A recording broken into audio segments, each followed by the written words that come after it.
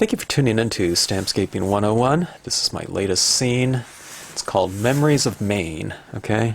It's kind of a recent conversation about a trip that I took to Maine, hiking around the trails of Acadia National Park.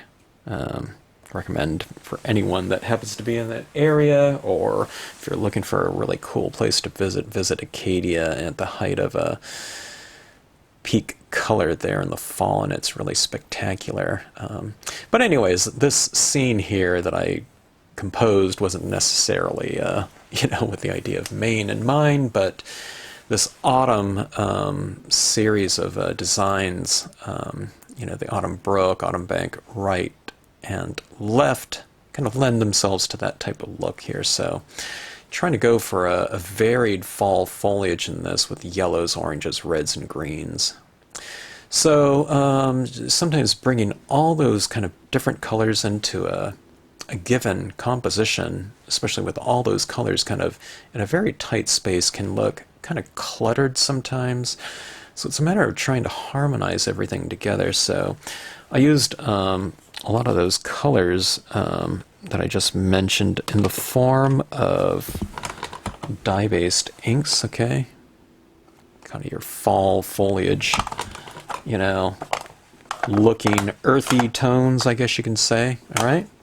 Dye-based inks, but I also carried that over into things like alcohol pens, okay? Kind of going with that same type of color scheme. And then bringing that into my gel pen applications, okay? So kind of keeping consistent throughout in terms of no matter what media I was working in. And I was working in with some other gel pens as well, but adding that all in there and just trying to blend it all together. And if you watch this video, see how I did it. There's some base colors of like brown tones and things like that, and gray tones. If I use some blues up in the sky, I typically use some blues throughout the grass, trees, and rocks as well. But doing all of that and kind of using some universal colors throughout everything, and then going back into some of these other areas where it's just red or just yellow, and kind of cross combining some tones with each other so that it's not just like a stained glass application of a bunch of completely distinct colors right next to one another. Kind of brings everything together a little bit more, having universal tones and textures and little dots of color here and there. And then, in the end result, using some Colorbox pigment ink and creating kind of this misty fog over everything, in a lot of different areas, background, midground, foreground, kind of brings things together even more. So that's what you kind of want to do. You want to bring things, you want to make it to where in scenic stamping you have kind of a lot of continuity and a seamless aspect to things. But, in a scene like this where you want kind of unique color characteristics to different objects within the scene, it's always kind of the thing of how to keep things unified and separate at the same time, because you have these two things kind of working against one another, So there's a little bit of a interplay of different media throughout a lot of these different objects in here. So anyway, I had a lot of fun in this scene. I didn't like the way it looked through most of it, but I wasn't worried about that because I know that in the end result, the things that you do kind of to tighten things up in the end, some kind of the finishing touches and processes will bring things together. But as is always the case when you're working on a new kind of scene in a different way that you've done it before, you never really know for sure. But I don't know, those little things that I tend to do at the end do tend to bring things together fairly well. But like I said, when you get into these kind of bold tones, you know, red next to yellow or something like that, where they're not merging too much, you never really know what it's going to look like. But I was really happy with this one. So anyways, if you choose to watch it, I hope you enjoy it. And thanks as always for tuning into the Stampscapes channel. Okay, I wanted to just finish off a composition that I did before in one of the previous videos on the Autumn Bank, Left and Right, and the Autumn Brook stamp. I already had some foreground stamped in here, and I don't know, it's one of those things, whenever I stamp out these compositions for these videos, I always want to finish them up eventually. And I've recently purchased some different media, including some yellow pigment inks in the form of the Hero Arts Unicorn and the Uniball Signo Yellow here, hoping that those are two fairly opaque colors, or versions of those colors and media. So I thought I would experiment with those colors on here. I don't know how I'll use the pigment ink yet, but we'll just kind of play around with it. Okay, now I want to get some different kind of full fall color hues in this composition here. So we're talking about greens, yellows, and reds maybe. And to do that, though, so that I don't have some, you know, really kind of disjointed colors working through here that aren't very related and don't have a lot of continuity, I'm going to give this entire landscape here a universal color. Okay, now I don't want to use a really super bright one, so I'm just going to go with this Tim Holtz Distress Ink Tea Dye. Okay, it'll be a nice earthy kind of color as my base color, and I'll apply this to the landscaping areas within the scene. So, I mean, I could add this into the water if I want to go for something like a sunset or sunrise type of time of day, but if I want to make that blue or something of that sort, I'll just leave it as is. I don't know, maybe I'll go for kind of a foggy day or something like that, so maybe I won't do the tea dye, you know, unless I want to go for a warm gray, but at this point in time I'm not quite sure what I want to go with, so I'll just leave it as is for now. Okay, it doesn't mean that you can't put any in there. Okay, now like here in the reflections of the trees and the water here, maybe I'll put a little bit of this color, because after all it is reflecting the imagery that is directly above it in the scene. Okay, alright, now while I said this is going to cover a lot of this, it doesn't mean that you have to put it over everything, okay? I am leaving some little patchy areas of just lightness, okay? Just white. And in theory, those areas, when I'm done here, could perhaps look a little bit lighter than other areas, so it's like the sun is hitting these areas in different ways. Could be clouds up here, something like that. Could be shadows from the trees, making some areas, you know, darker.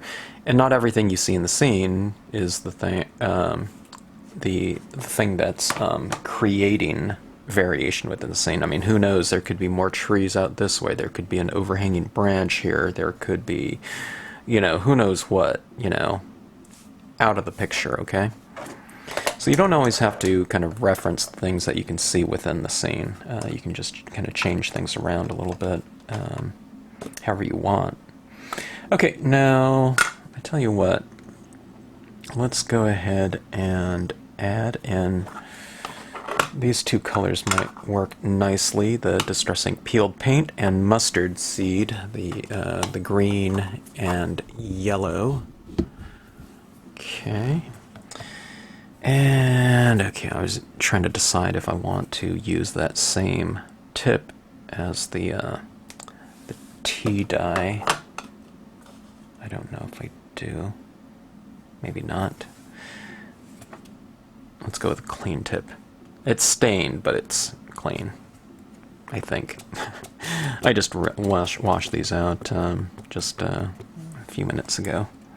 Okay, now let's pick out some trees in here, and we don't have to have them all mustard seed. Okay. Remember, not only some trees are yellows, some aren't. Some might be turning a color, and so they might be green and yellow. Some are orange and yellow, you know.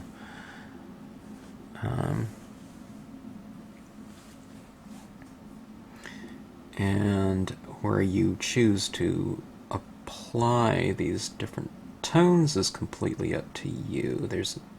I wouldn't stick so much with, oh, that's one kind of tree right there, and that's another. Oops, I put some of that color in that tree. That's not going to be so crucial, you know. Maybe if you're an arborist or something like that, then maybe, but otherwise I wouldn't worry about it.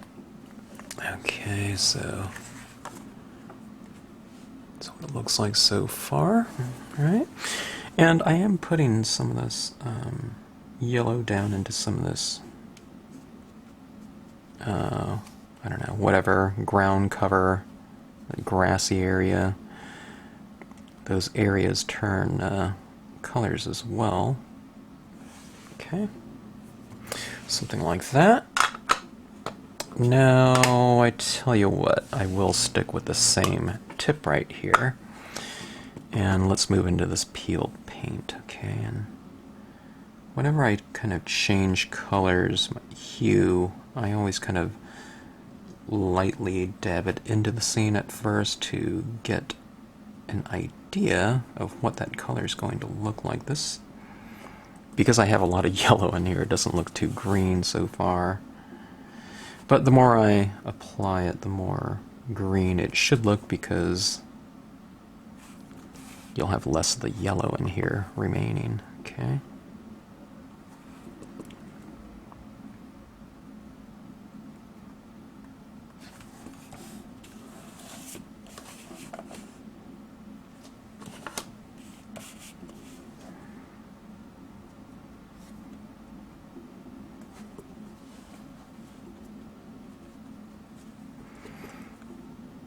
Via email, I was chatting with someone about Maine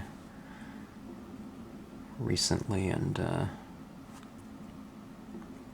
I don't know, it got me thinking that I feel like doing some of this fall type of imagery or colors in a scene, so luckily I had a bunch of these already stamped out from that previous video.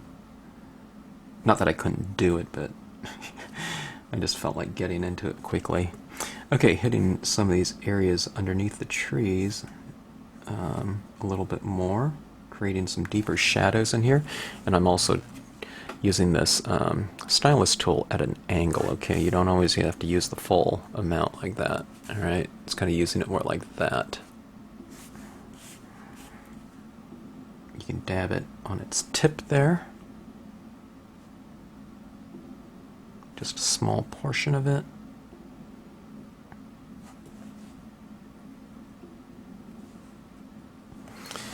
Okay.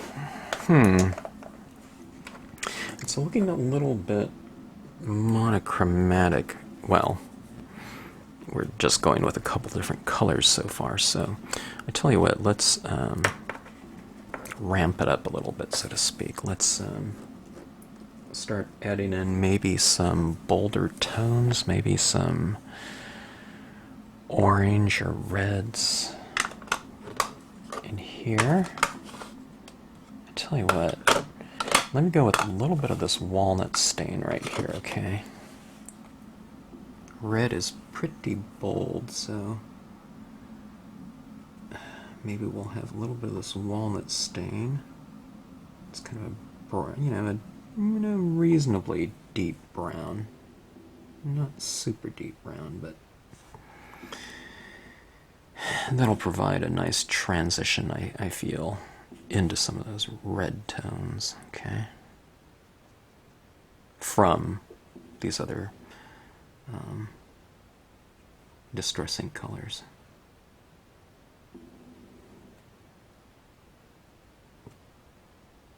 If you're doing this, you can do this on matte paper as well. If you're doing it on matte, I feel like I'm almost applying these inks in almost like a chalk-like or pastel-like application, you know, where you're just kind of lightly dabbing on certain colors and building them up from very light values.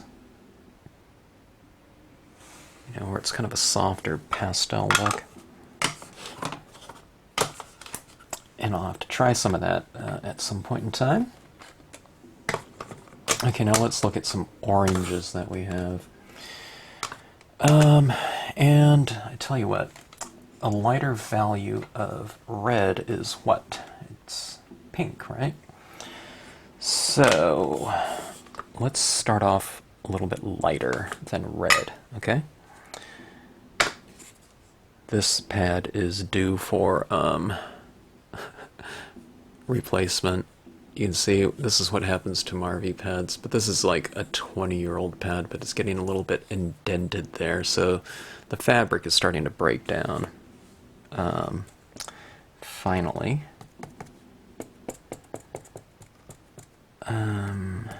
let's see. I think that pad is dry too, so let me switch out. I switched out a couple of these recently. Here we go. This one's brand new. This one is also kind of, you can see the indentations in the pad. Happens. Okay, yeah, eventually, but it really takes a long time with certain pads to do that. I figure if I get 10 years out of a pad, you know, with pretty constant use or consistent usage, I'm good. On these pads, it's more like 20 years. Maybe even more, I don't know. And some of them are used in workshop situations, so they really got a lot of mileage out of them. Okay, this is kind of putting pink. I don't like the pink color, but it's just my kind of transition into red, okay?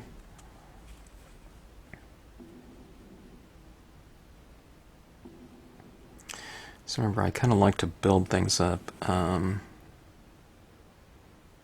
in fairly light values.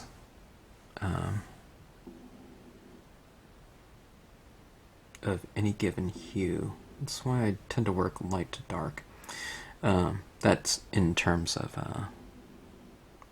the dye-based, layered dye-based on glossy paper technique. Okay, because I like to have a little bit of control over what something's turning into in terms of, I don't know, color statement, I guess you can say.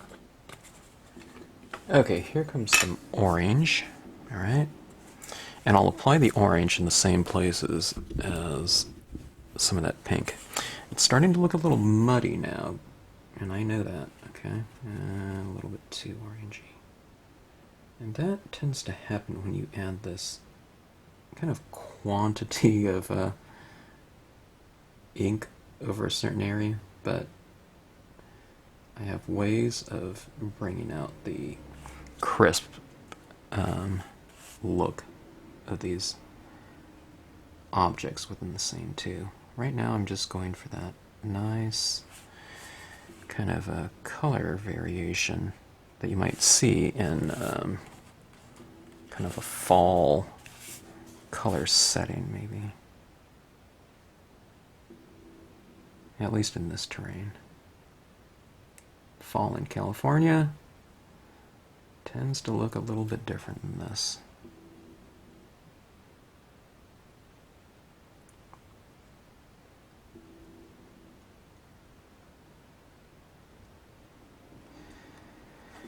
Okay, coming around.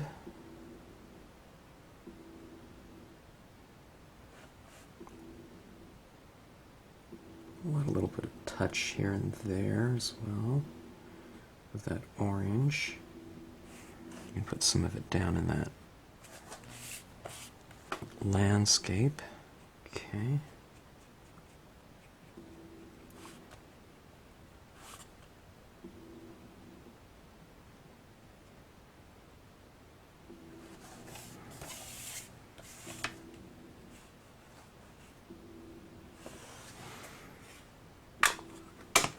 Okay, well, let's go for some red. This is it's just called Red from Marvy.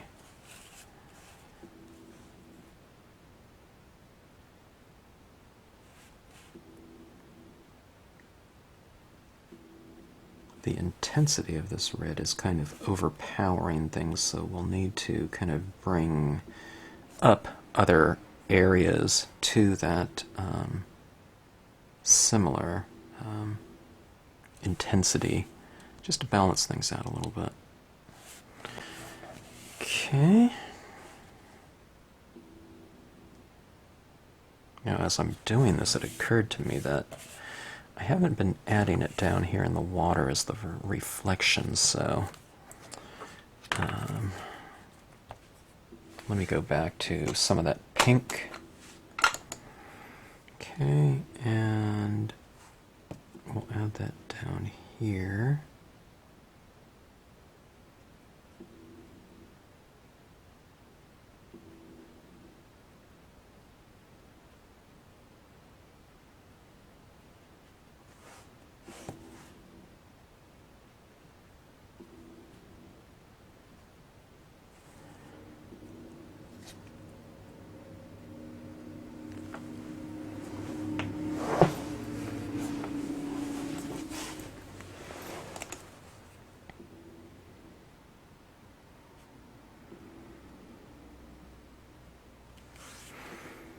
Okay, pink, orange, again. That orange is really, really bright.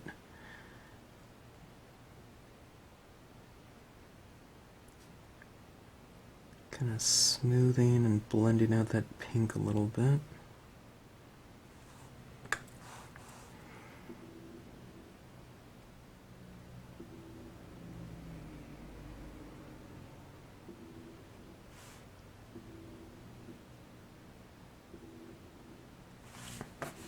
Okay. Let's go for a touch of the red. Sometimes in the reflections I don't make the color quite as intense as up above, but that looks good for now, I think. This is one of those types of compositions where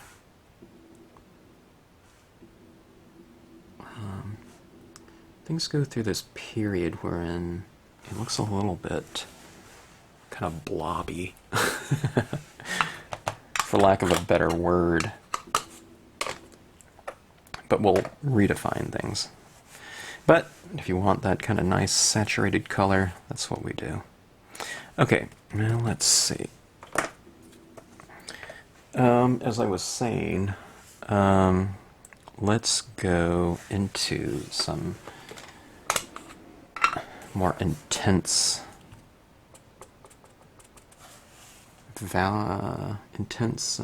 colors to match that red, okay?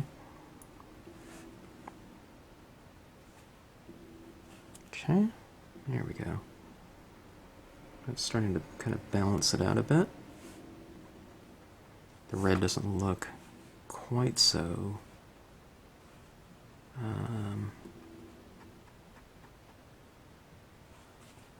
yeah, what's the word I'm looking for? It doesn't look quite so out of place, you know.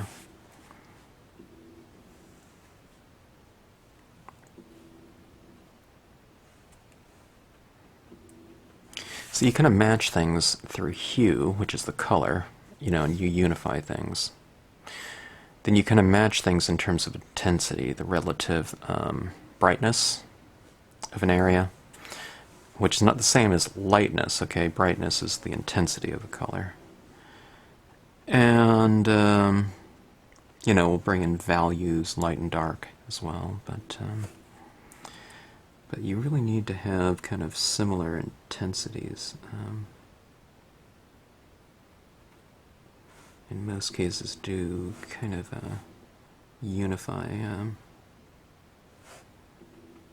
you know, given composition like this, when you do have those colors. So just keep working with it, and you know, it'll kind of get to that. A little bit of a glare. Oh, I was doing something. Sorry about this. Let me do something. I have a glare on this page. It's because I have my overhead light on, which I usually have off. Alright, sorry about that.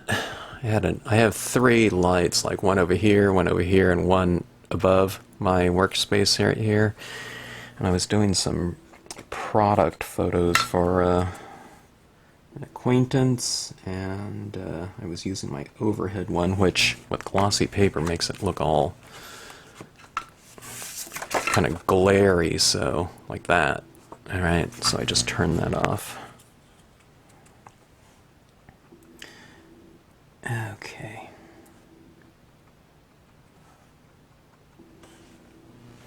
Alright, we're missing something in here now, aren't we? We're missing green, so let's use some of that. And I have some variations of green, like this yellow green should do nicely. I'll just use the same tip as my yellow, which was just your plain Marvy yellow. See that those distressings are really fantastic for kind of ground foundation coats, but if you want to go for more intensity, you want to go with a different type of pad, just more of your, I don't know, I guess you could say regular pads, you know.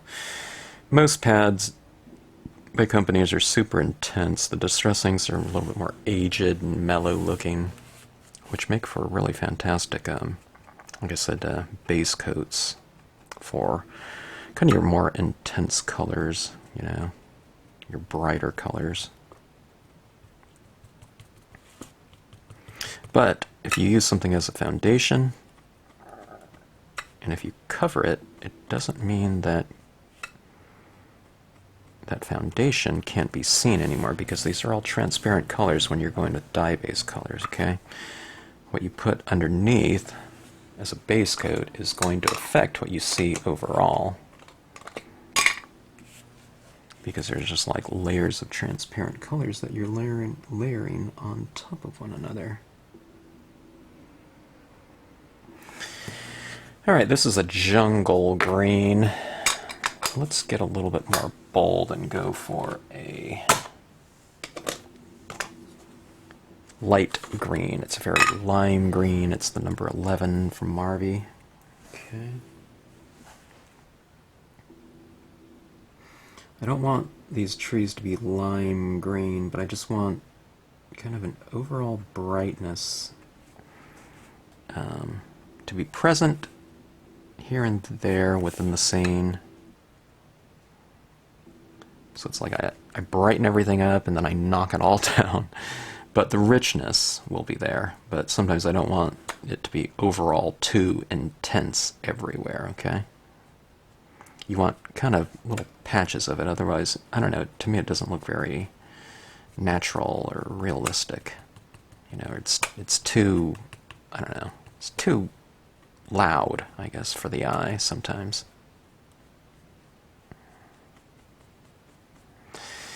Not that fall colors aren't loud, but they're not obnoxiously loud, okay? Everything's very... It's all in harmony, right? Alright, now I haven't forgotten about this rock here. I'll do something with that eventually. I haven't decided what color I want to make it yet. Alright, this green is doing pretty well.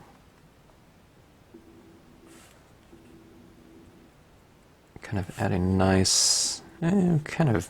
It's not a neutral, but...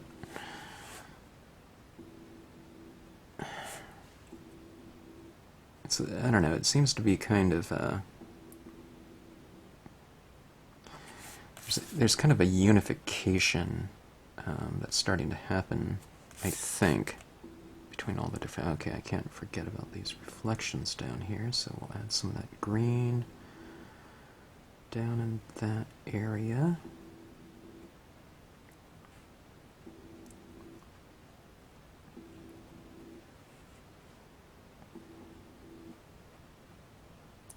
For me, this scene is just starting to come together a little bit. That's not the way all scenes go, okay? But some of them. Some go through this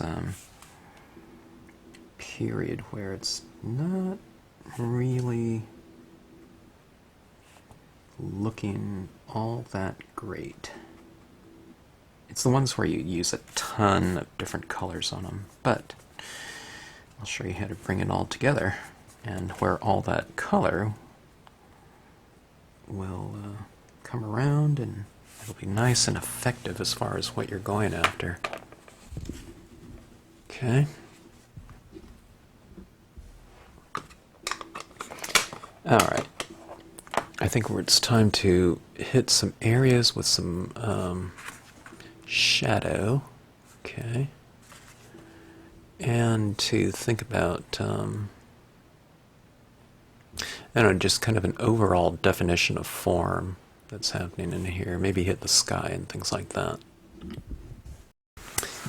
Okay, continuing on. I just took a little break from this for a couple hours. And doing that sometimes, you know, it can reveal certain things about a scene that you're working on. Not that I always recommend taking a break or something like that, but sometimes it allows you to look at something with fresh eyes, see if there's anything kind of a glaring, I don't know, weakness within the piece. But I don't know. It's going in a direction that I like. It's not where I want it to be, but yeah, it's getting there. All right, I'm looking at some different colors here. Now, this scene is going to be good for some alcohol pens for some of the more detailed areas that kind of are harder to get to, you know, using a sponge tip like this. So markers, you know, you can pull out your markers and make use of those. I suppose you can do a whole scene just coloring in. Sometimes I find that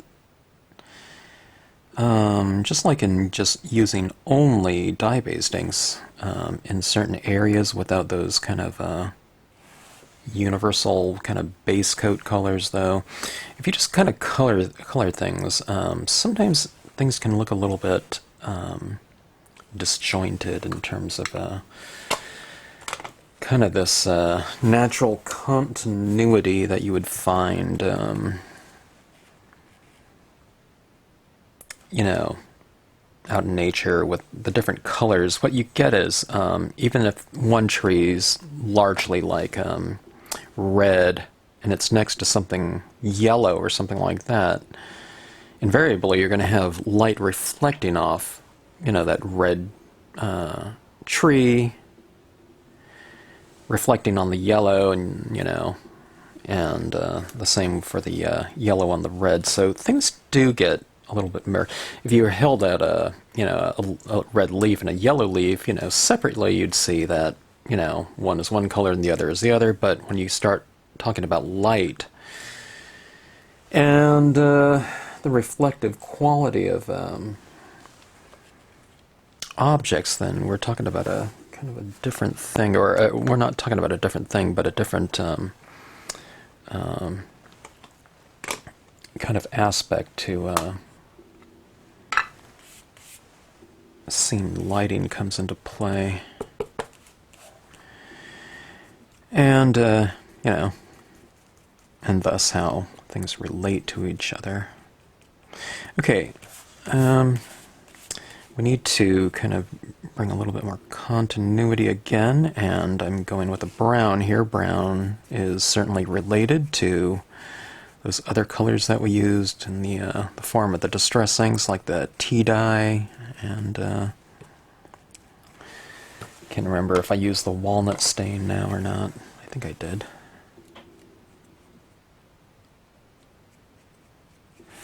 Okay, hitting some areas like in the shadows and the perimeter.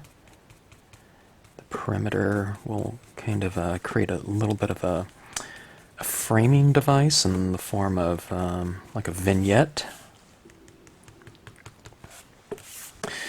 Brown is a pretty universal color when it comes to the colors that we're using here too, so it should kind of harmonize nicely, especially for the fact that it's also kind of the base hue for all of these other colors as well.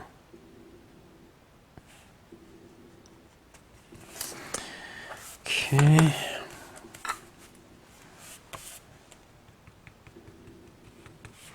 We still need more continuity and everything like that, but we shall get to that. Alright, now let's well, alright, let me see if I have a clean part of my A stylus tool. I just took a spray bottle and sprayed my paper towel here, and I'm going to clean off some color right here. Looks like I used red on this one. And let's start addressing some of the sky. I tell you what, let's just keep this pretty simple, for now at least.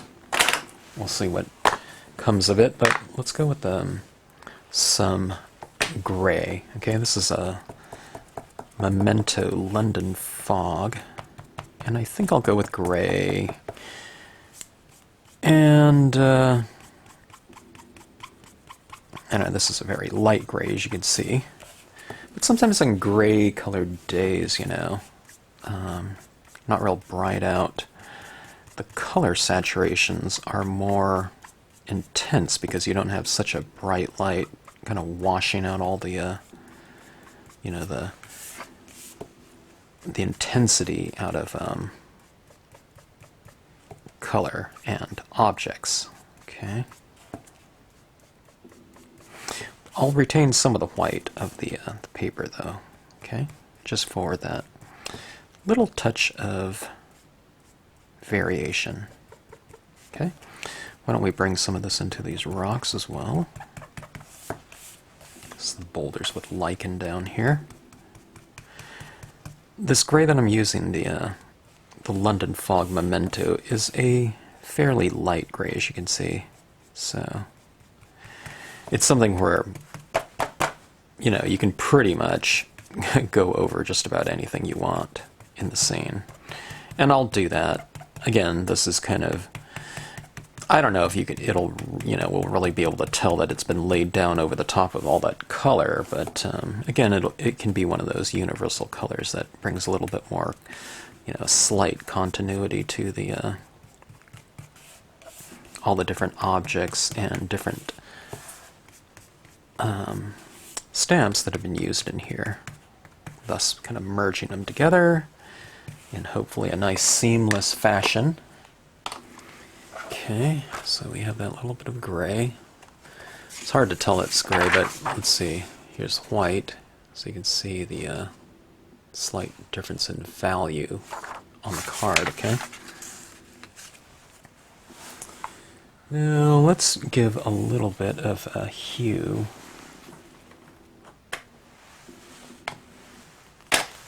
to that gray, that blue and, or the water and sky. In the form of the summer sky, Memento, it's too light. It's either too light or my summer sky is too dry. Maybe a little bit of both. So let's go to a color that's pretty equivalent of that. It is a different viscosity though, and that's the Marvy Salvia blue. And if you have a light blue, use that one, you know. If you don't have a light blue, if you have a medium blue, then maybe squirt a little water into your applicator, dab it off a little bit, lightly dab into your pad, and then you should have a lighter blue than what you have in that's inherent in the color itself, okay? Okay, kind of going around on the perimeter, leaving a little bit of light in there for variation. Okay.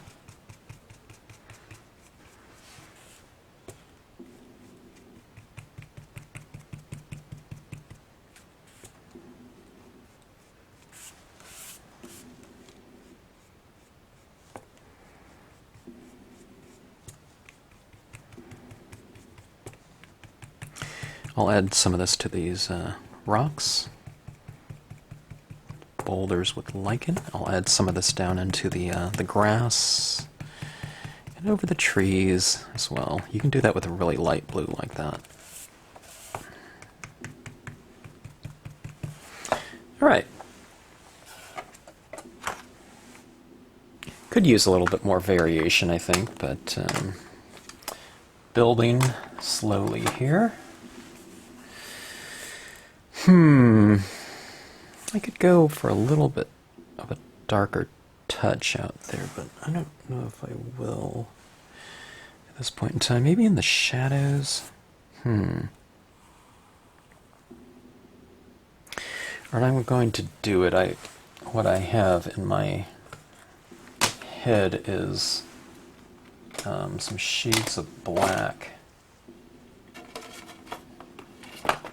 Alright. I'm missing my black pad. Let me go get my black pad here. What I'm going to do is I'm going to hit these shadows down here. I'm going to kind of round the forms a little bit more in terms of creating some shadows here. Alright, black pad. This is just a Marvy black. You can use whatever black pads you might have. A Memento black would be really good. I forgot what that one's called. Tuxedo black or something like that? But that one might be a little bit lighter than the Marvy, which might be good in this case, but the Marvy one is what I have. Alright, I'm just going to put very little on my applicator. See that I'm kind of getting that really light shade of that. It's like a gray value. It's a very light gray. Okay. So just control the amount of ink you put on your applicator and you should be fine. Okay. You don't want to get like a streaky thing like that. So what I'm doing is I'm just lightly applying that type of thing into whatever area I'm working in. Okay. And hopefully this will create a little bit more depth. Okay. Now, it doesn't have to be a mystery about where you apply or where you define shadows, okay? In most cases, in the designs themselves, this isn't, well, here, I have the stamp right here. You can see where it's darker on the stamp, okay? Like right in here, down here. I'm not talking about so much the trees, but see, like right around here, you know, around the water's edge, right here, you know, some areas in here underneath the trees. You know, you think of where, you know, shadows would be forming. But you can just keep it a visual exercise too, and the darker areas, just make them a little bit darker. Maybe not the trees though, because they're, you know, those could have been stamped out in a color, that's why they're solid. But in most other areas, the darker area represents shadow.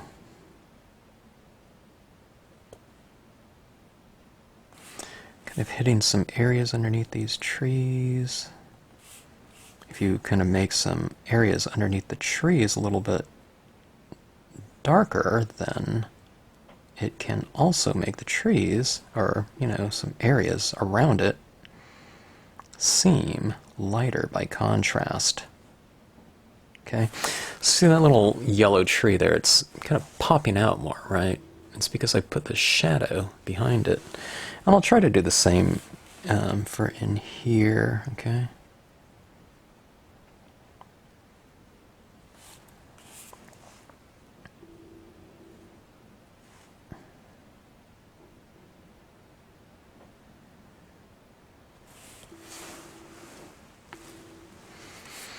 Okay, and we can do the same thing down here in the base or the foreground of the scene.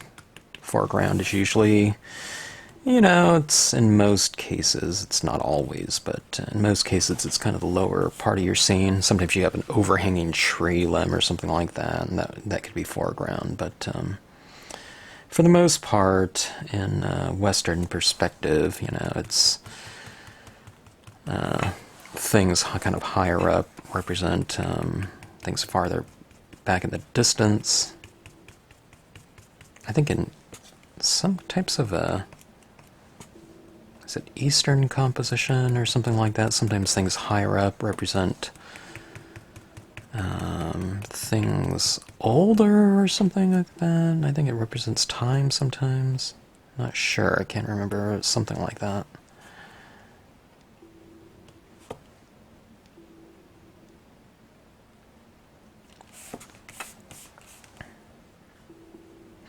Kind of see as I start doing this, I'm kind of darkening some areas of the rock, adding a little bit of variation into it.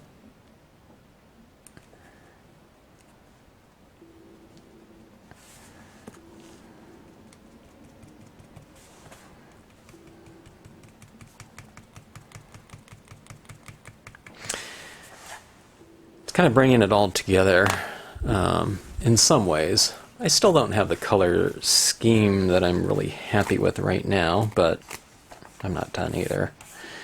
Alright, let's get in some additional shadows in this foreground. I'm doing the ripped paper towel technique, or a ripped paper towel technique, like that, and I'll just mask off some areas of that grass. Kind of the ripped edge gives me a little bit more variation than just kind of going straight into it with this applicator, okay?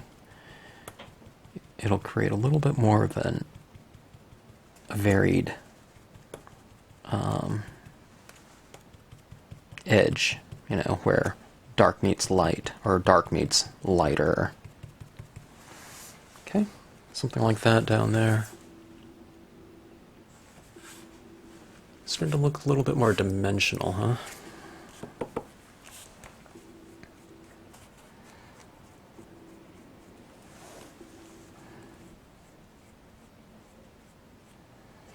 And one of the things I don't do often enough is I don't kind of create this, you know, varied shadow type of thing. You know, a lot of times it's lighter in the middle and darker on the outside edge. I need to, I don't know, kind of create a little bit more variation sometimes.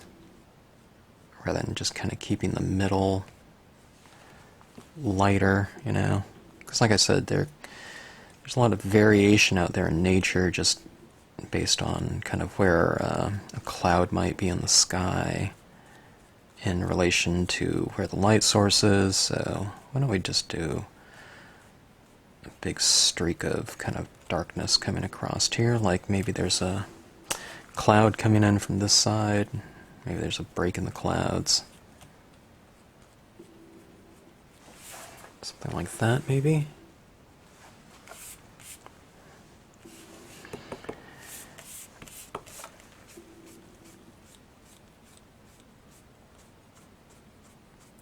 A little bit of a vignette, perhaps. In the sky. It's getting a little bit dark up there. I feel that this ink is kind of grabbing a little bit.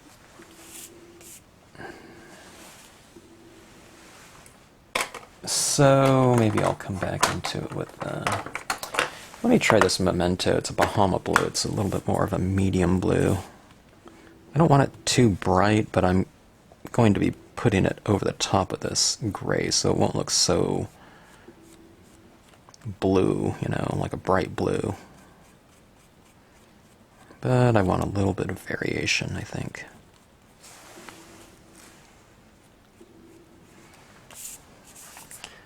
Something like that. It's kind of glowing a little bit more, what do you say?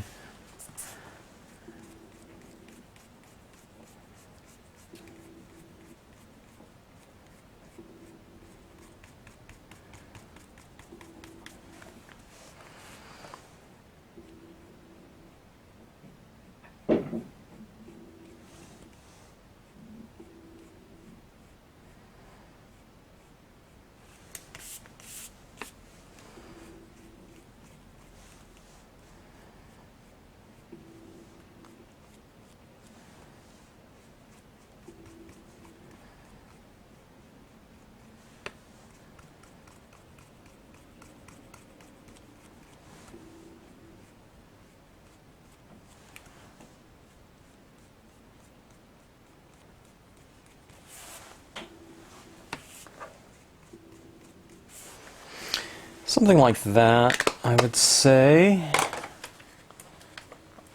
When I like what I see, sometimes I kind of keep taking it in a certain direction. That was that medium blue. This is a Danube blue. Memento. Let me see how this will look on here as well. It's not too much of a change, but a little bit more of a navy blue.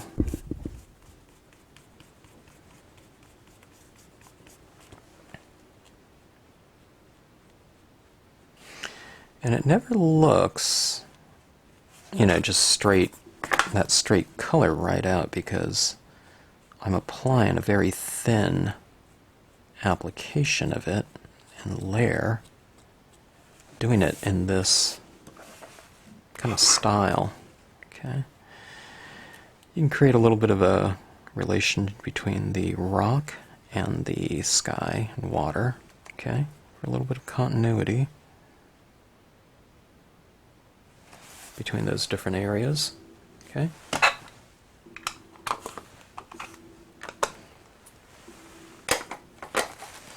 All right, now let's see if we can't do something interesting with these elements in here, these fall elements. Okay, I'm going to grab a few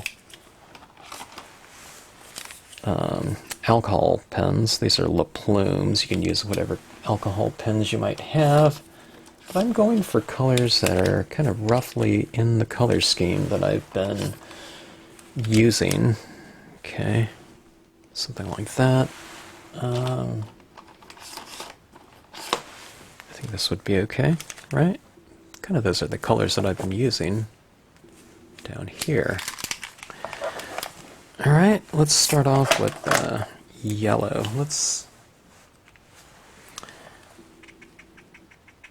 add a little bit of yellow to it. We can brighten up some of these other trees in the background that might have some yellow in it. I'm not doing so much of a color by numbers type of, application. It looks I'm doing more of this type of thing.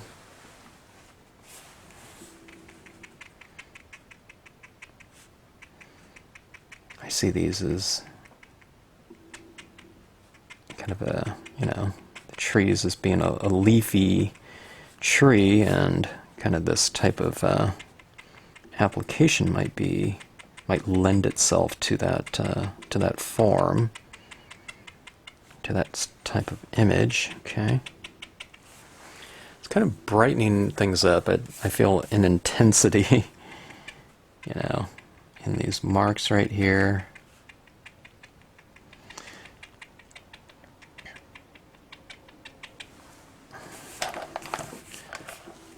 Okay, let's come down here in the water and add some of that in the reflection.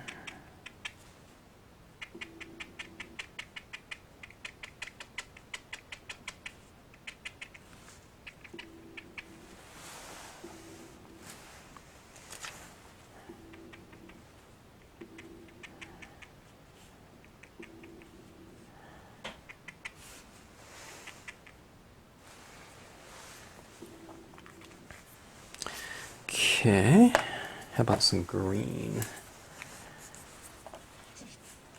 This is kind of a lettuce green, okay? A little bit of a lime green, maybe some of that yellow tree isn't changed over completely. So we put some green into it.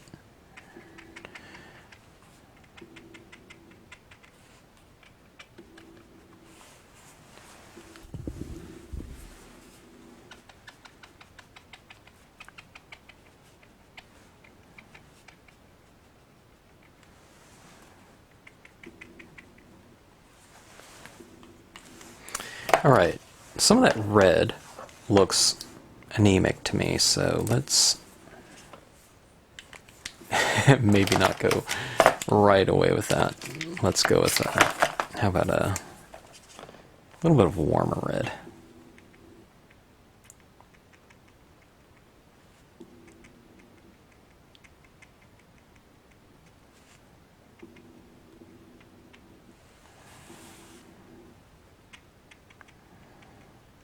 Pretty intense with that red. Too intense. So what I'll do is I will kind of mellow that out a touch. Okay, so one of the things about alcohol markers is that you can blend, right? So I'll take a lighter color and just kind of go into that red and kind of blend it out a touch.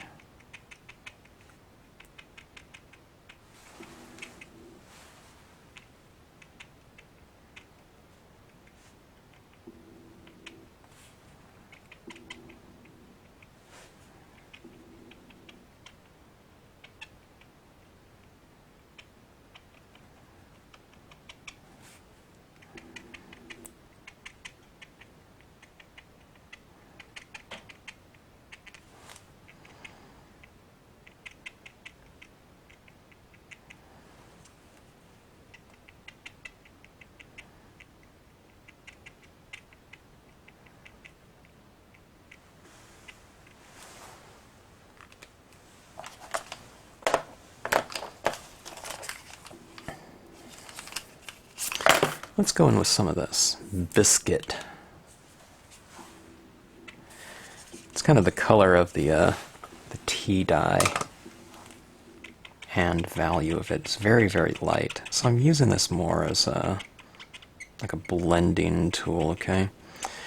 What I'm doing is it's kind of dissolving some of that alcohol ink that I've just laid down and kind of spreading it around a little bit. You can use a blender tool if you want, but my blending pens are typically just lighter versions of whatever color scheme I happen to be working in, okay? Because I want that kind of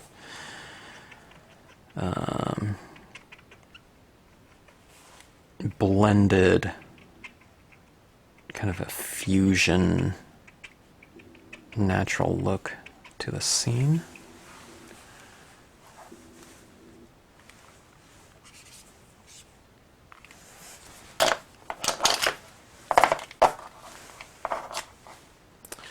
Alright,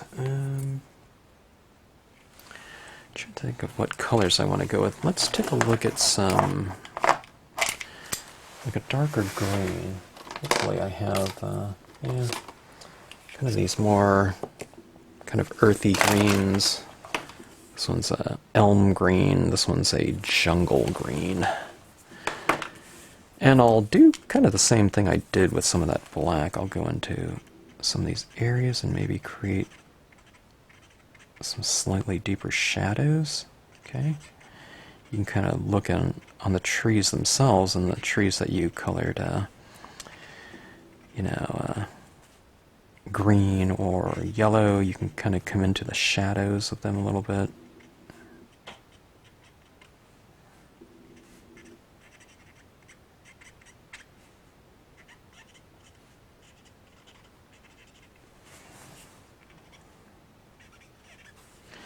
Okay, now you come into some of these rocks if you want to.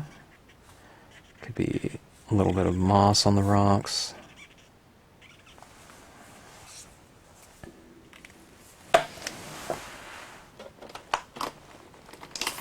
Let me blend some of that green out down here. Okay.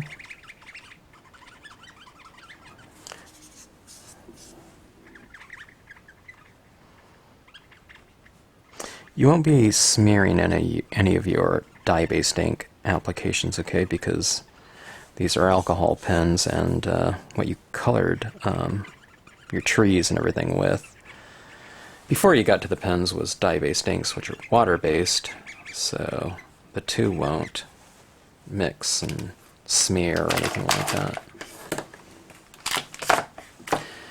All right.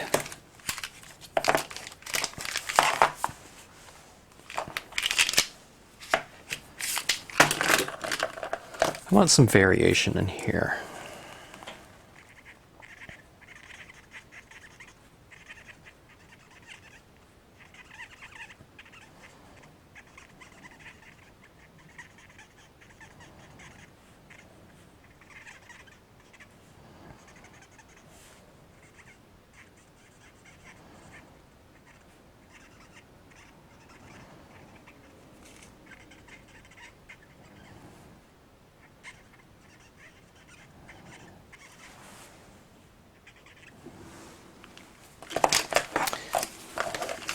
Where did that blue go? Here's the blue. Let's use some of this blue and get into some of these areas in the water, maybe.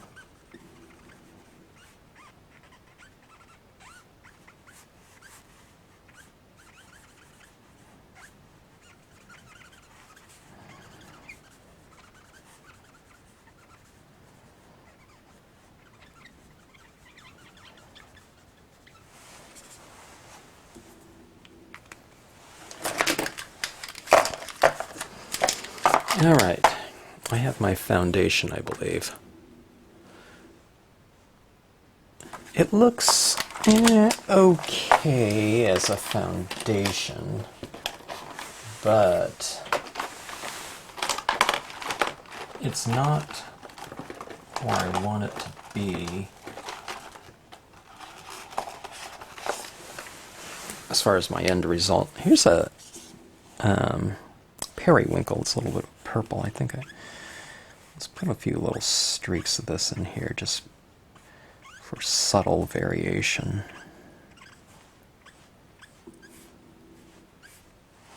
It's a very light hue, and I thought that would be kind of nice, maybe.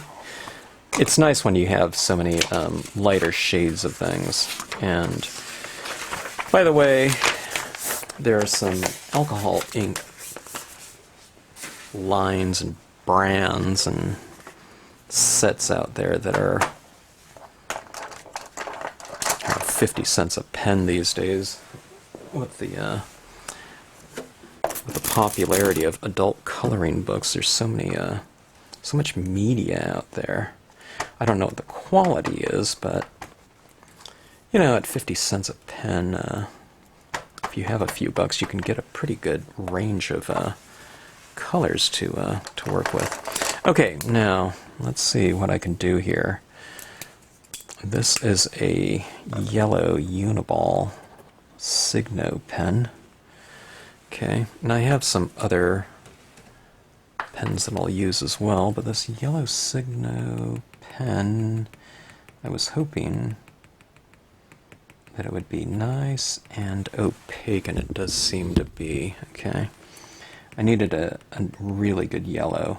Now I have this other set of gel pens that works really nicely, okay, but it's a little bit more translucent, so I wanted a really good yellow, because I seem to be doing a lot of scenes that had yellow in it, and the yellow that I had before was too translucent. I couldn't see, you know, my light against dark, over dark enough, okay?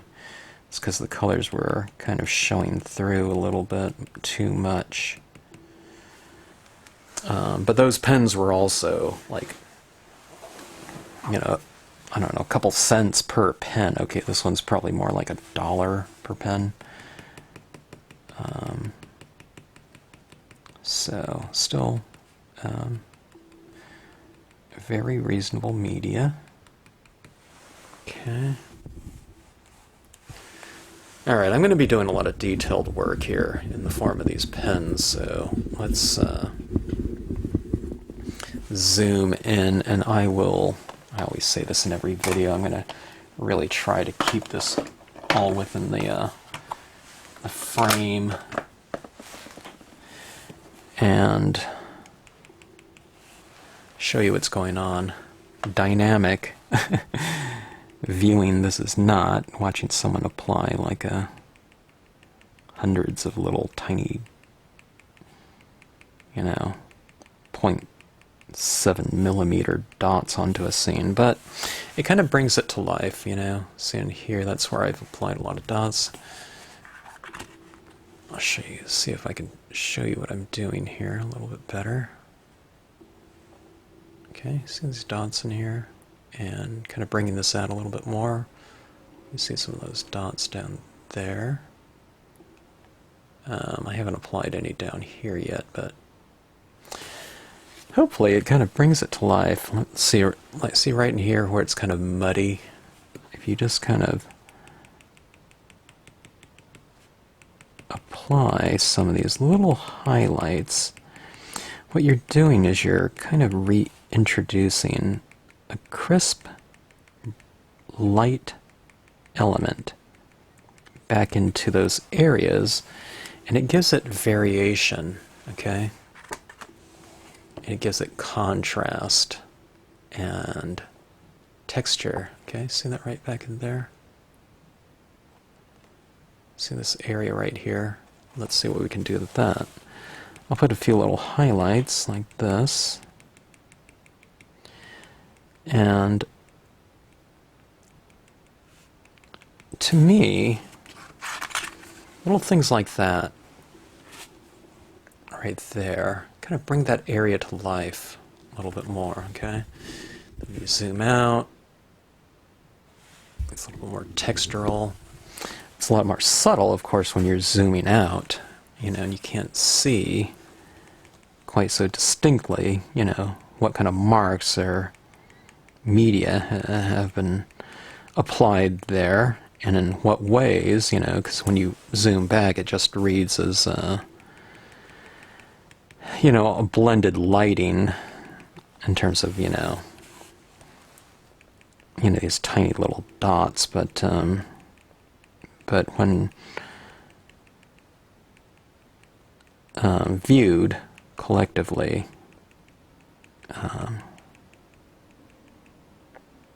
hopefully it all kind of comes together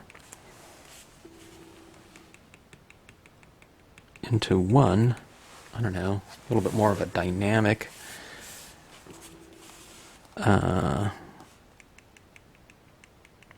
scene. More dynamic whole is actually what I'm trying to say.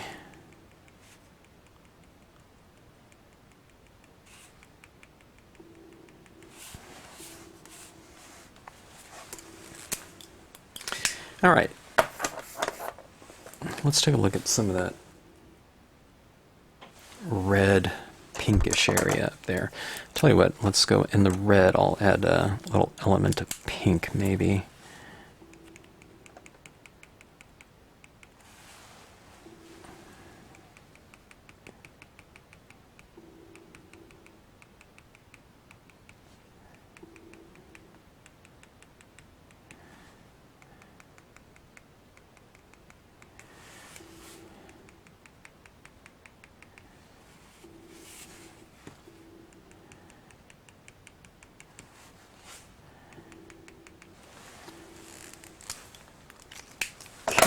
And we have some, let's go with some green here.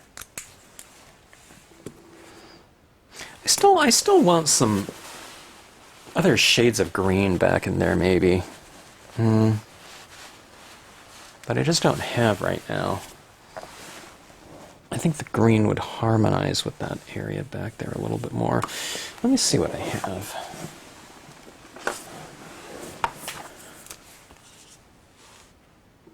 Grass green. Okay, let me try this grass green in some of these areas of the tree. I'm going right over the top of some of that, some of those gel pen marks, which is fine.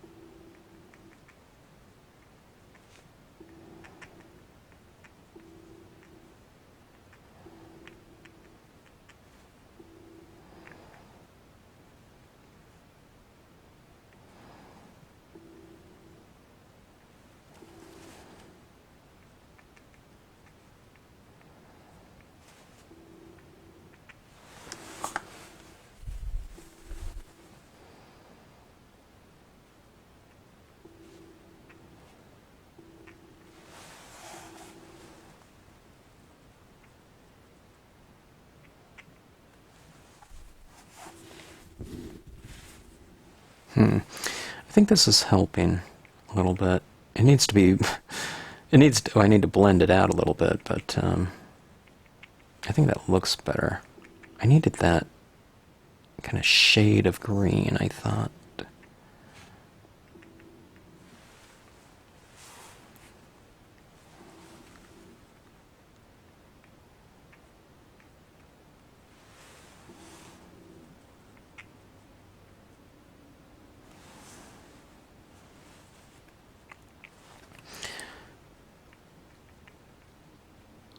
When I'm doing this, I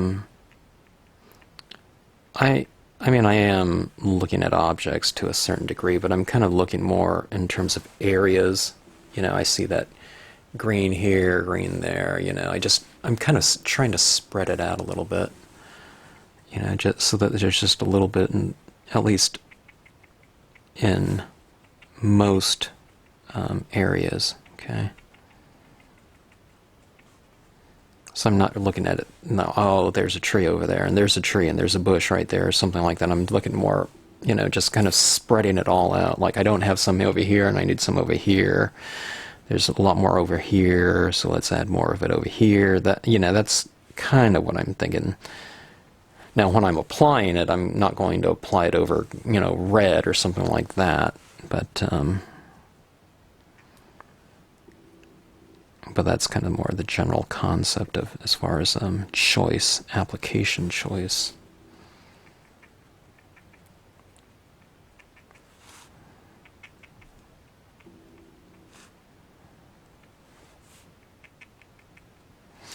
Alright, now let's go back in and blend that out a touch. Here's a lighter shade of green, okay?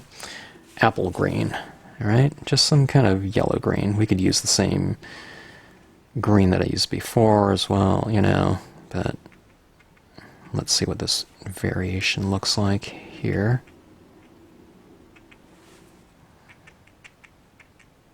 I think it looks okay. It's, yeah, adds yet another color into it.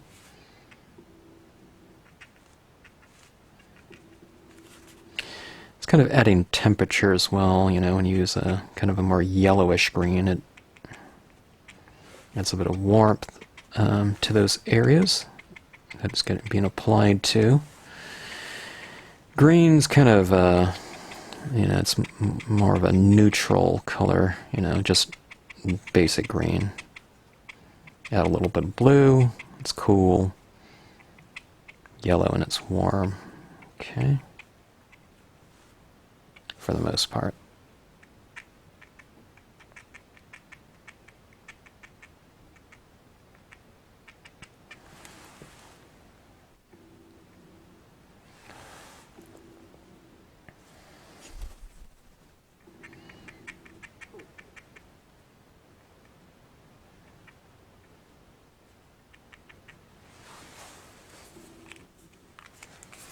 So this little piece down here is like sand or something. I'm going to add a little bit of hue to that. Same thing with this area up here. It won't, where I already have blue, it won't read as tan or brown, but let's get a little bit of this going here. Add some to the rock for continuity.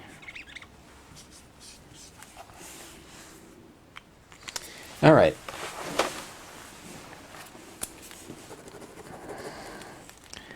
Back to a little green. Actually, this is a little bit of aqua green,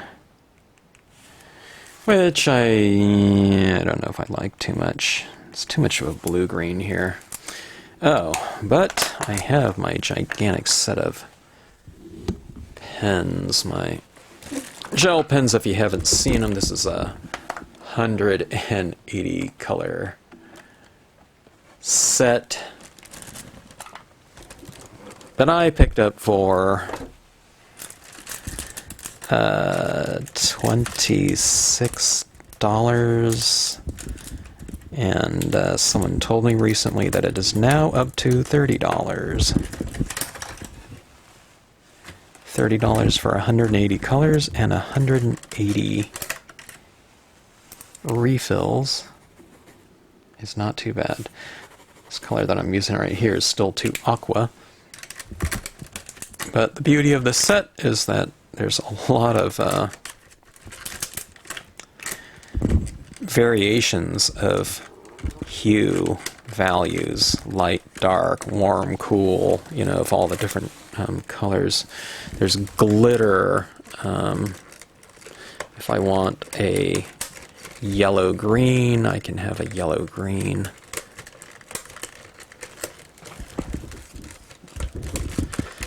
Putting these back into the set is not easy, though.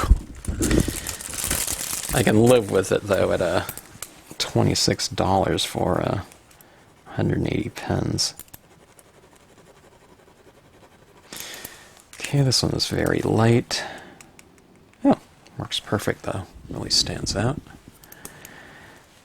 Okay, in my green areas, my trees.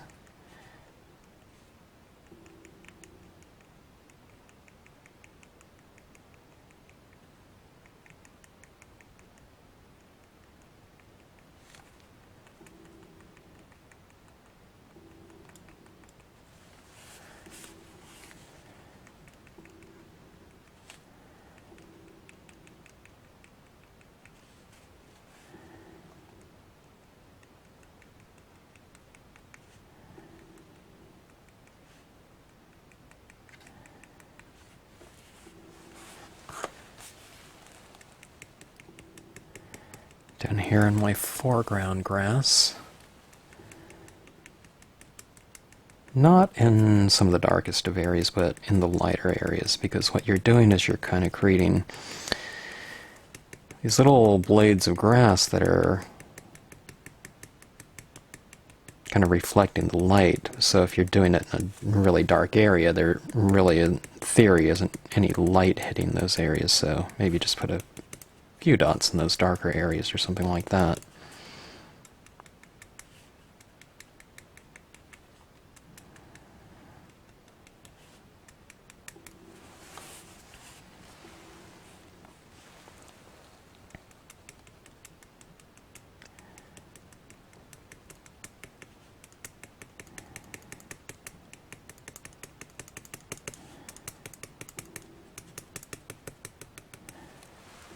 It's kind of like a little, like a stamper's version of pointillism. Little dots of colored light next to one another. Not really, but kind of.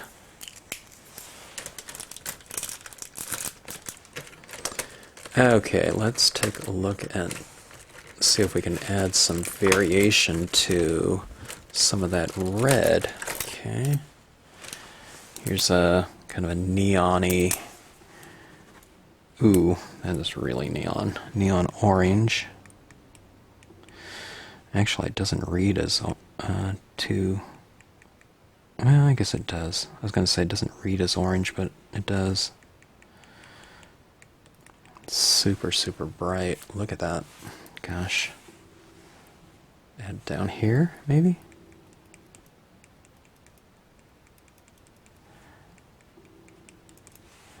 Add a,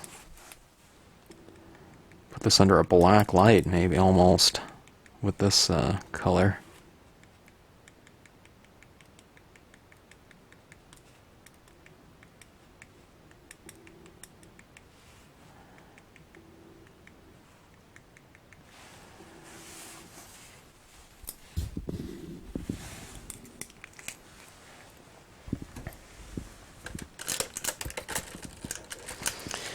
Alright, now let's go with the Signo, white Signo pen.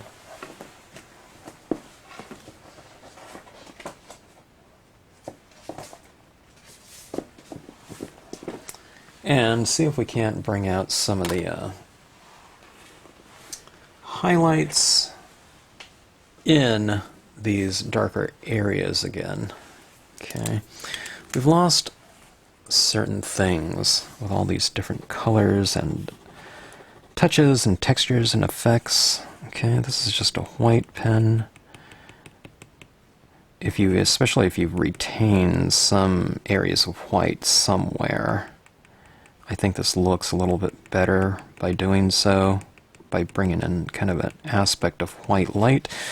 Although you certainly don't need to, but the more white you kind of take out of the scene, or if you take all of it, the more this white tends to show, stand out. Maybe it's not so naturally at times, but that being said, just make it a visual thing and test it out. Okay, going in to add some of these highlights. I'm kind of going into some of these rocks down here and just kind of redefining them. There's some little rocks down here in the design, okay, right down in here, these little pebbles, and I've kind of gone into it right down here and just redefined a little bit, those rocks right along the shoreline. I can kind of bring out the shoreline again. Okay, so what I'm doing is I'm going back into some of these areas and kind of redefining some areas where things got a little bit muddy. See that little shoreline there? It's a small little thing, but from a kind of a visual standpoint and textural, it can kind of, I don't know, just bring things out again very nicely in terms of having something crisp against some areas that are a little bit too kind of softened with the use of all that thing. It's a little shoreline how that really stands out, and it's just going on with a little bit of a pen, white pen, and going back into it. Same thing with this one right here. Okay. Now, I don't know if you can see it in this scene, but along all these tree trunks, I have a little bit of a white scratched line, okay? And it represents kind of lighting. You can see it down here in the shadows, right? I'm going to go into those areas and redefine those trunks, okay? It'll look weird when I do it to one, but if you do it to more, or all of them that are in there, it can potentially kind of make sense from a lighting perspective. Having that kind of the mark in there. Just doing it on one, it looks kind of weird, but doing it on all of them, okay, it reads more as lighting, okay?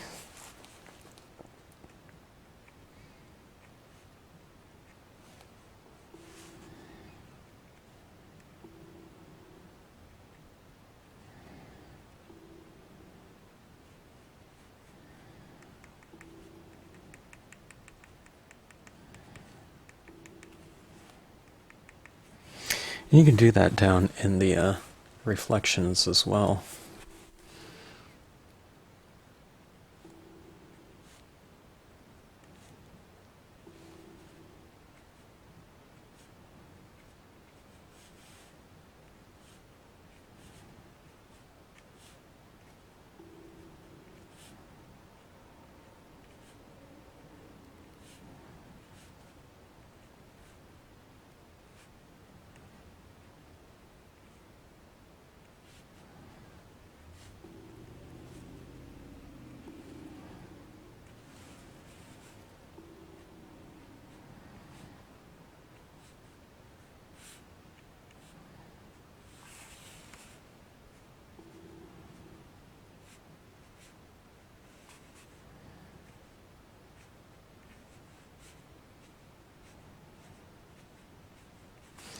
Little bushes down here.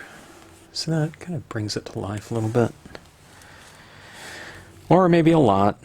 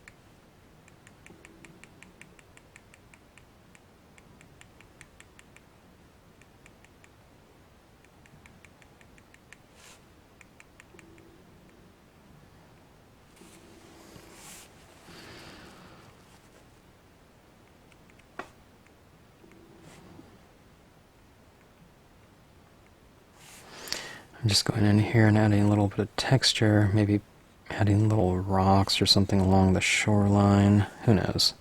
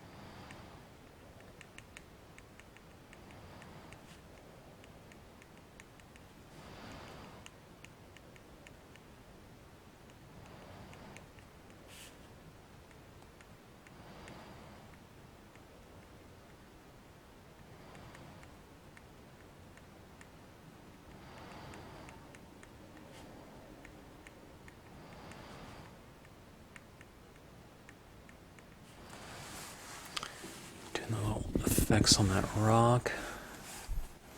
Okay. There's some little streaks in the water as well. Okay. So there's little streaks down here. Like in there. I think I want to add some of that.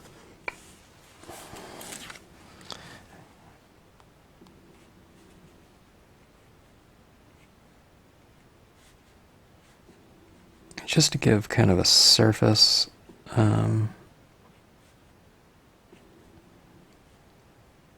A surface texture.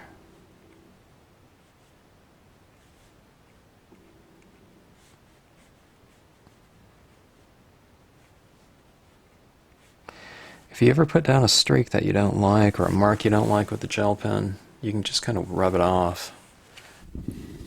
Okay, like this one out here is kind of stands out a little bit too much, so it's gone. See? And you can do it, you know, while it's wet. You can do it while after it's dry. It'll just rub right off for you. Okay. That being said, you don't want to handle it too much, you know.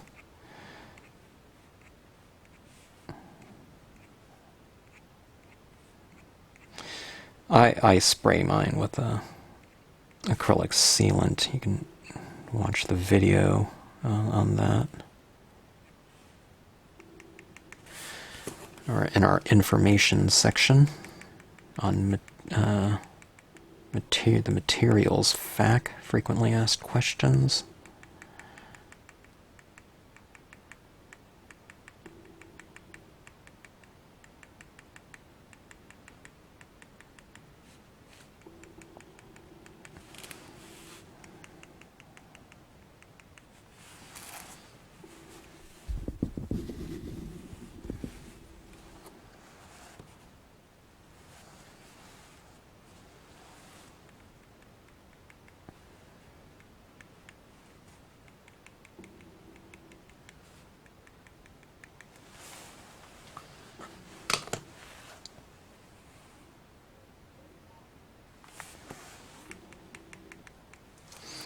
Okay, you've heard of Lichen, right?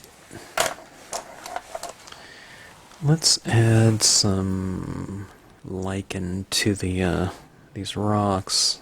Trying to think of what color I want to do that in. I've seen some very bright red Lichen before, and green.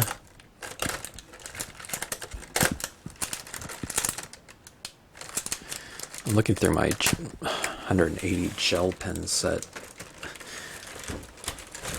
This gel pen set is fairly new, so I'm not real familiar with all the colors it has.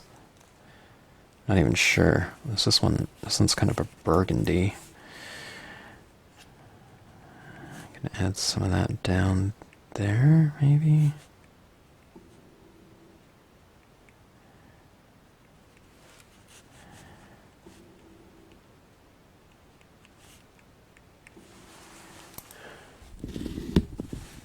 You can kind of see it in those areas.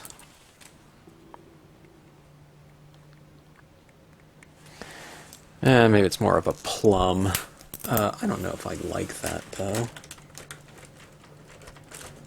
But it's kind of done in the same value as the other colors in there, so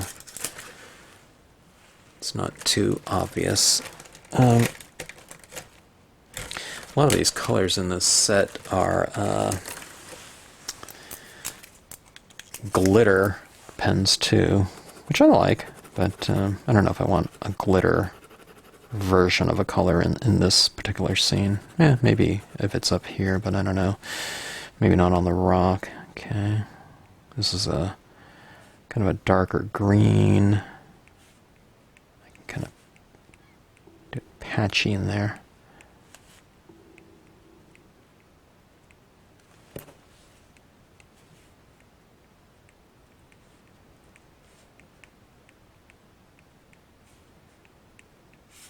I didn't know some lichen on rocks were as old as they are. I think sometimes they can be like hundreds of years old. You know, a given patch of it.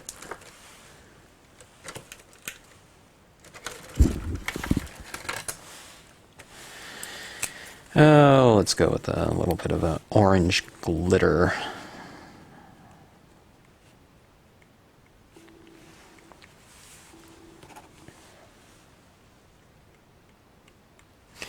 Let's add some of this orange glitter up in the trees as well.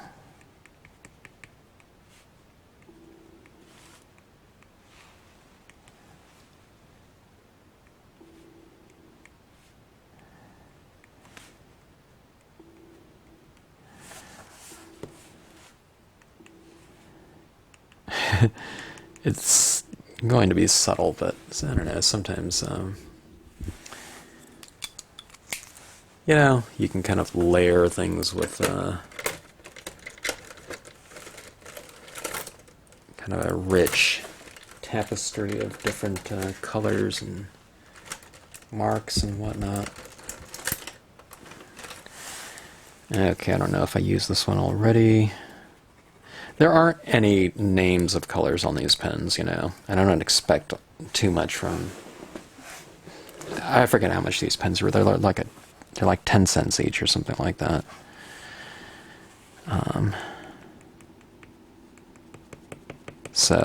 But that being said, the colors are, you know, pretty true to the, you know, the cap color, you know, the, they have, so it's not too bad.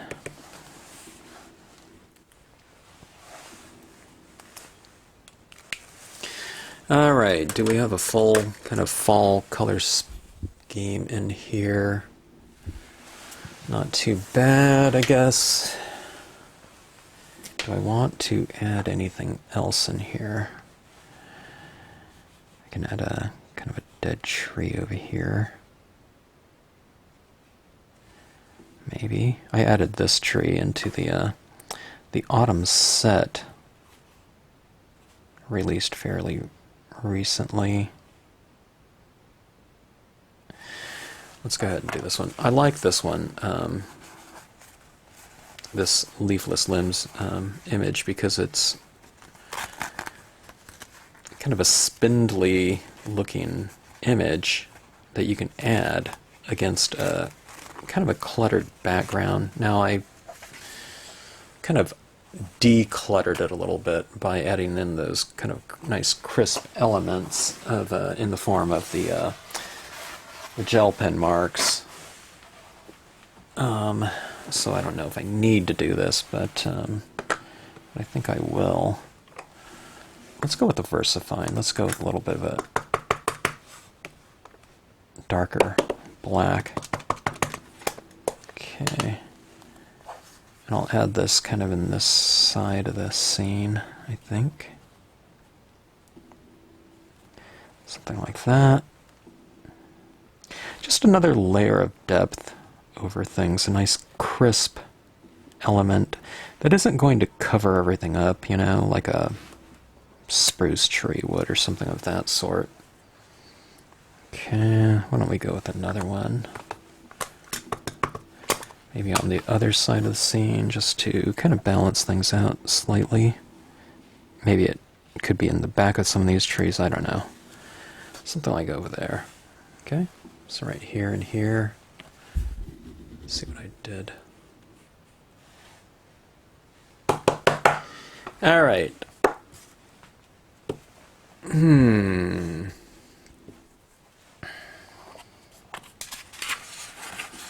I've been doing so many different techniques lately, different techniques for me, that I almost forgot some of the techniques that I used to do all the time on just about every scene.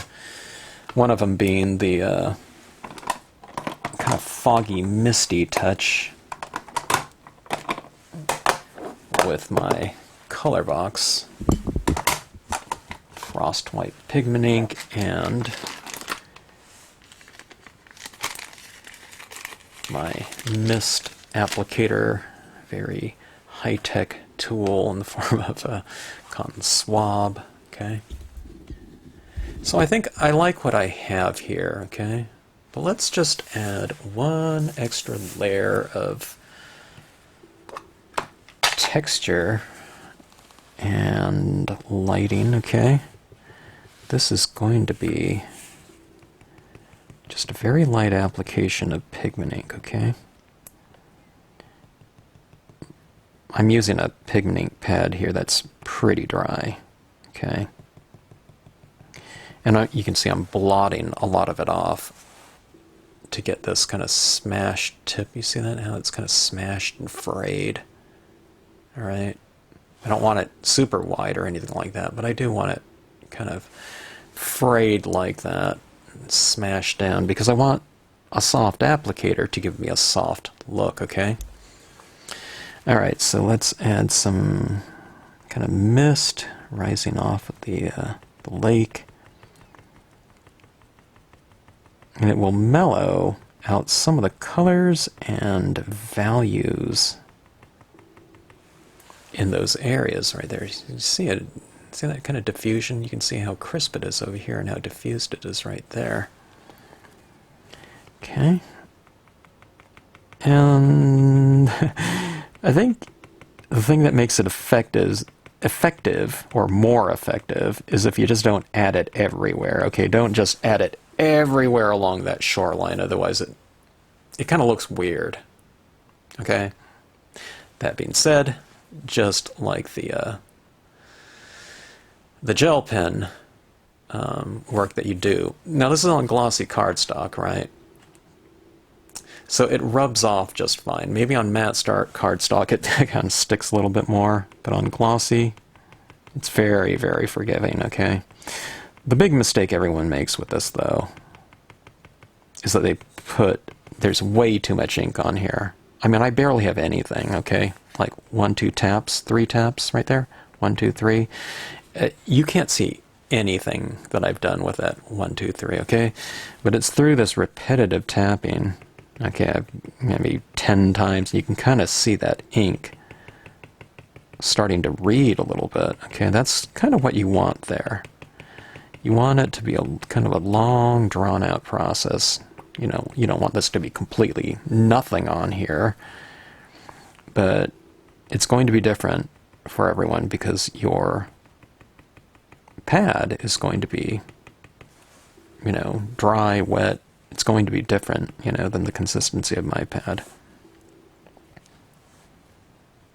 It's probably going to be juicier, you know.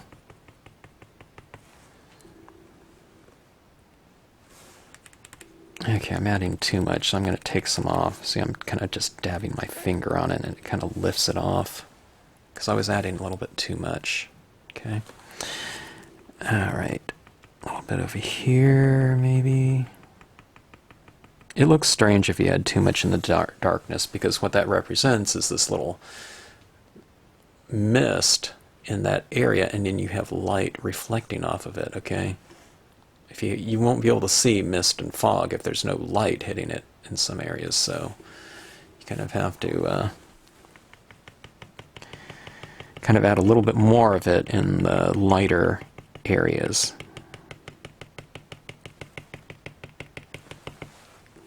Okay, I need a little bit more ink. It's light up here, right? Why not have some light kind of in the back of some of these trees, or reflecting off some of it? And the more distant the tree, maybe it's a little bit more diffused. Okay, so if I kind of add some of this back here, right? See that? If I add some of it back there, it brings this out towards you a little bit more, okay? And this is what the image looks like. I'm darkening I'm lightening this area right in here, and it brings this foreground up closer to you from a visual standpoint.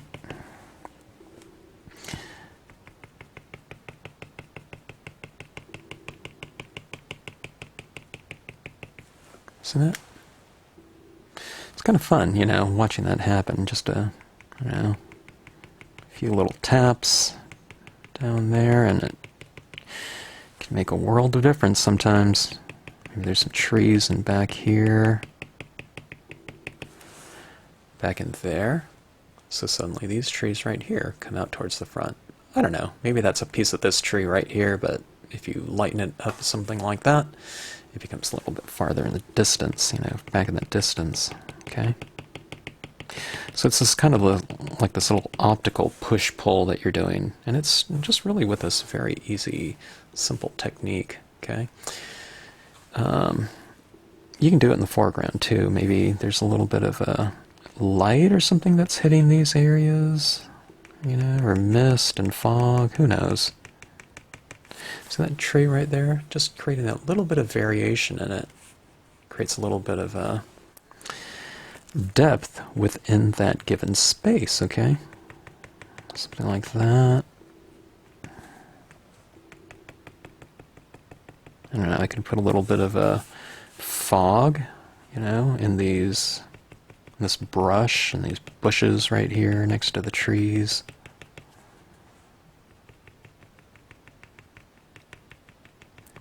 Kind of makes it a little bit kind of magical looking, right?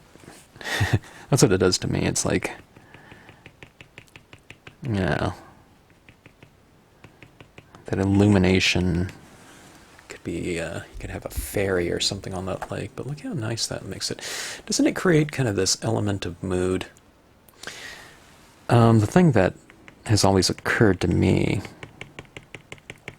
or for me, was that I think mood sometimes is established in a given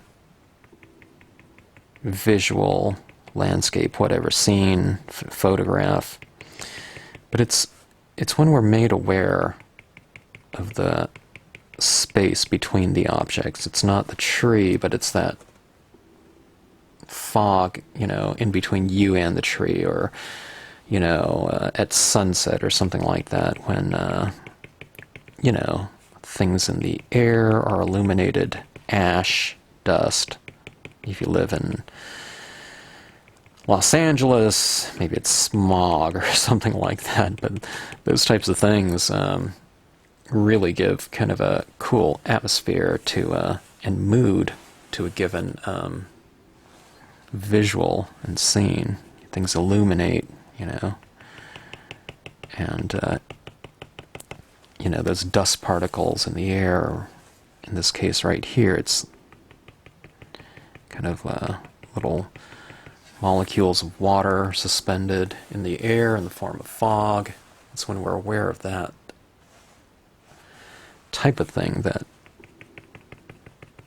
I don't know, it kind of introduces this kind of a little more of a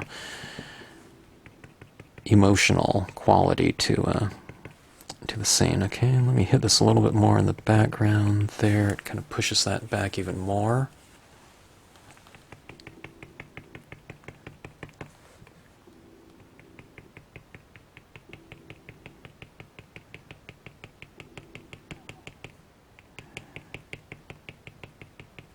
If I start adding this, and it, like I said, if I add too much, it looked better before, you can always just kind of start dabbing it off, or you can take it all off. When you're doing it with the Colorbox ink, if you're working to the brilliance, it's stuck down there and it's not really going to come off. But Colorbox ink, pigment ink, it's very workable, okay? And thus forgiving.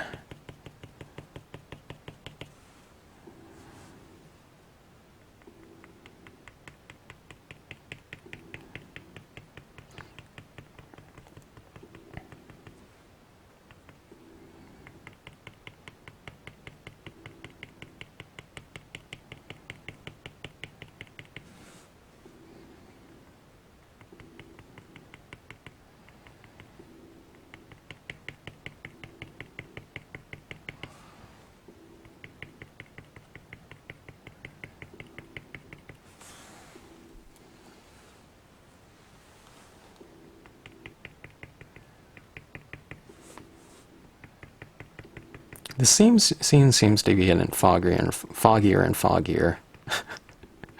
It's because I'm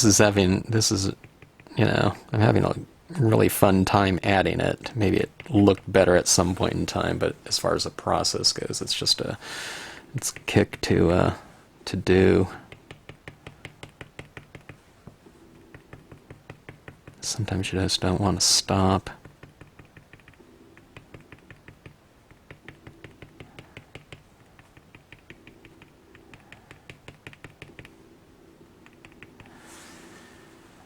Okay, well, I think that looks pretty good as far as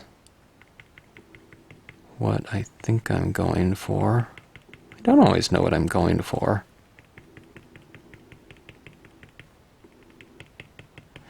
Maybe it's just kind of a feeling sometimes. Sometimes it's something specific, but more oftentimes, by the time I get to the end result, something has changed about the initial concept. But one of those sayings is that art is what takes place between the initial concept and the final result. So, I don't know, that's my excuse for just kind of winging it. Okay. You know how we masked some things off before and we toned it in? Well, why don't we mask off and add some lightness in.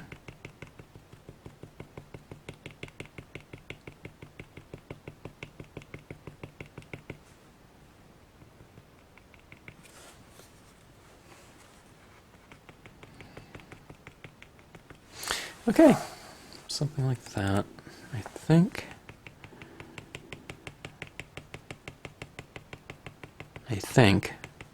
All right. Enough is enough, maybe. Is it? I don't know.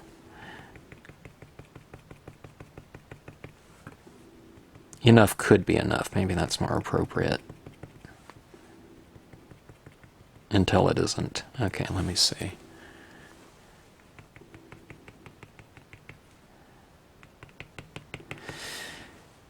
Alright. I think it looked okay before, but this kind of mist is kind of giving it that element that I really like.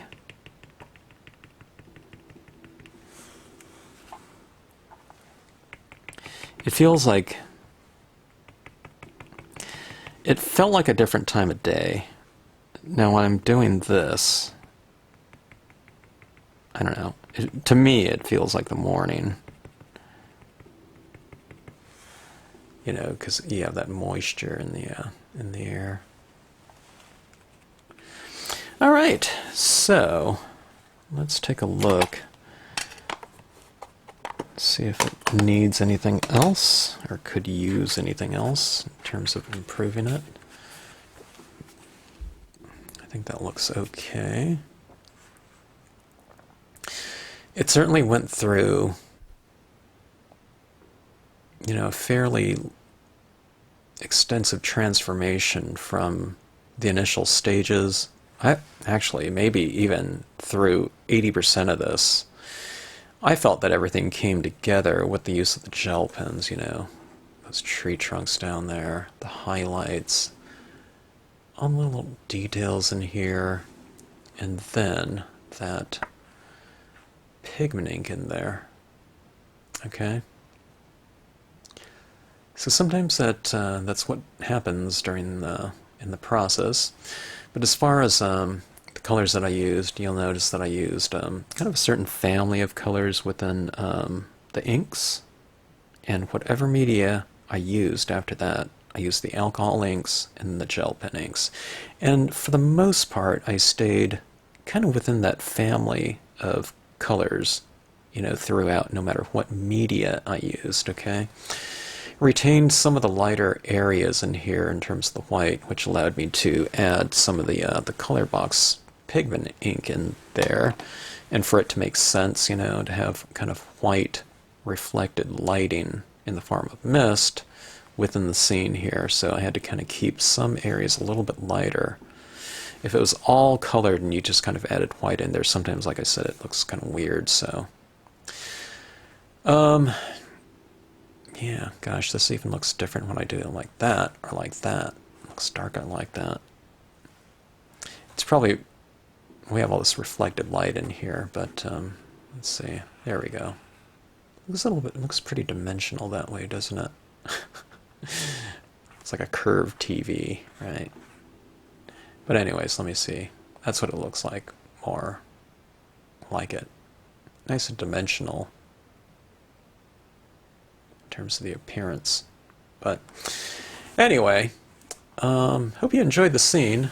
I certainly enjoyed doing it and finishing it, and kind of finishing it at the end was my favorite part. I love adding in those little details and final touches that can really kind of make a big difference in the overall kind of quality in terms of the textural quality of a piece, and thus the mood of a piece, you know, having a lot of that crisp lighting in the form of a crisp little dot added in there, and the softness of all that pigment ink used in there, okay?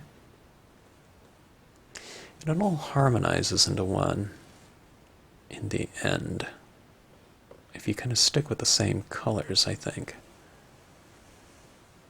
Right? So,